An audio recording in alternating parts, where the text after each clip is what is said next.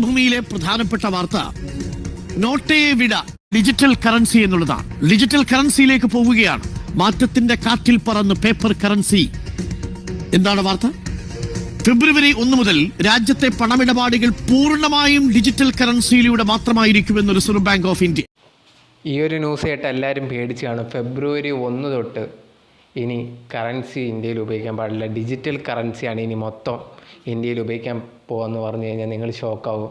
So അങ്ങനെ ഒരു കാര്യമാണ് 2 ദിവസം മുമ്പ് എല്ലാ ന്യൂസ് പേപ്പറിലും എന്ത് ചെയ്യുന്നത്, അച്ചടിച്ച് വന്നത്. ഇനി ഇന്ത്യയിൽ കറൻസി യൂസ് ചെയ്യാൻ പറ്റത്തില്ല, ഡിജിറ്റൽ കറൻസിയാണ് യൂസ് ചെയ്യുന്നതെന്ന് മാതൃഭൂമി, മലയാള മനോരമ, അതുപോലെ തന്നെ ബാക്കിയുള്ള ന്യൂസ് ചാനലിൽ ഇതൊക്കെ തന്നെ ആയിരുന്നു പറഞ്ഞുകൊണ്ടിരുന്നത്. ഇത് കേട്ടത് പത്രം വായിക്കുന്ന ആൾക്കാരൊക്കെ എന്ത് ചെയ്തു, ഭയങ്കര ഫസ്റ്റ് കണ്ടപ്പം തന്നെ ഭയങ്കരമായിട്ട് ഷോക്കായിപ്പോയി. കാരണം എന്ന് പറഞ്ഞു കഴിഞ്ഞാൽ ഇത് പിന്നെ നിരോധിക്കാൻ പോകുമെന്ന് പറഞ്ഞു കഴിഞ്ഞാൽ എന്ത് ചെയ്യുക, കറൻസി ഇല്ല ഇനി ഡിജിറ്റലാണെന്ന് പറഞ്ഞു കഴിഞ്ഞാൽ എത്ര പേരാണ് ഈ ഒരു ഫോണും കാര്യങ്ങളൊക്കെ ഉപയോഗിക്കുന്നത്? വളരെ കുറച്ച് പേരായിരിക്കും, ചിലപ്പോൾ പ്രായവരൊക്കെ ഭയങ്കരമായിട്ട് കീപാഡ് പോലത്തെയൊക്കെ ആയിരിക്കും ഉപയോഗിക്കുന്നത്. ഇതൊക്കെ കേട്ട് ഭയങ്കരമായിട്ട് ഷോക്കായി. ഇനിയിപ്പം ഈ വാർത്തയിൽ തന്നെ ഈ ഒരു പത്രത്തിൽ തന്നെ ഇങ്ങനെ വന്നു എന്ന് പറയുമ്പോഴത്തേനും എല്ലാവരും വിശ്വസിച്ച് പോയല്ലോ.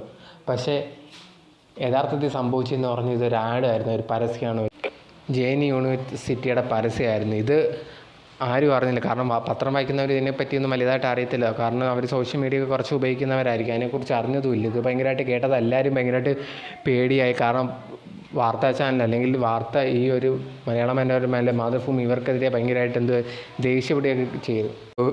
ഈ സമയത്ത് തന്നെ എന്ത് ചെയ്യുന്നു എന്ന് പറഞ്ഞു കഴിഞ്ഞാൽ അരുൺകുമാർ റിപ്പോർട്ടർ ചാനലുണ്ടെങ്കിൽ രാവിലെ കോഫി വിത്ത് അരുൺ എന്ന് പറഞ്ഞ ഒരു സംഭവമുണ്ട്. അതിനകത്ത് വന്നിരുന്ന് ഇതേ കണക്ക് മീഡിയ കാര്യങ്ങളൊക്കെ പറഞ്ഞിട്ട് പുള്ളിക്കാരനും ഇതിനെക്കുറിച്ച് അങ്ങ് പറയാൻ തുടങ്ങി. ഇനിയിപ്പം കറൻസി ഉപയോഗിക്കത്തില്ല, ഡിജിറ്റൽ മണിയാണെന്നൊക്കെ പറഞ്ഞ് പുള്ളിക്കാരൻ വാവെടുത്ത് എന്ത് ചെയ്ത് പണി വാങ്ങിച്ചു വെച്ചെന്ന് തന്നെ പറയണം. ഇത് വന്നതിന് ശേഷം ഫുൾ ആൾക്കാർ എന്ത് ചെയ്ത് ഇതിനെ തുടർന്ന് ഇദ്ദേഹത്തിനെ ട്രോൾ ചെയ്യുക, ഇങ്ങനെയുള്ള കാര്യങ്ങൾ മൊത്തം പുള്ളിക്കാരൻ ആ ഒരു വീഡിയോയിൽ ഇപ്പോൾ നിങ്ങൾ കണ്ടാണ് ഫസ്റ്റ് തുടങ്ങിയപ്പോൾ കാണിച്ച വീഡിയോയിൽ ഭയങ്കരമായിട്ട് ഇതിനെക്കുറിച്ച് ഭയങ്കരമായിട്ട് പറയുക, ഡിജിറ്റൽ കറൻസി മാത്രമേ ഉള്ളൂ, ഇനിയിപ്പം നോർമൽ കറൻസി ഇനി യൂസ് ചെയ്തില്ലെന്ന്, സ്വന്തം ആ കൊടുത്ത് പണിയുണ്ടാക്കുമെന്ന് പറയത്തില്ല. ഇതാണ് സംഭവം.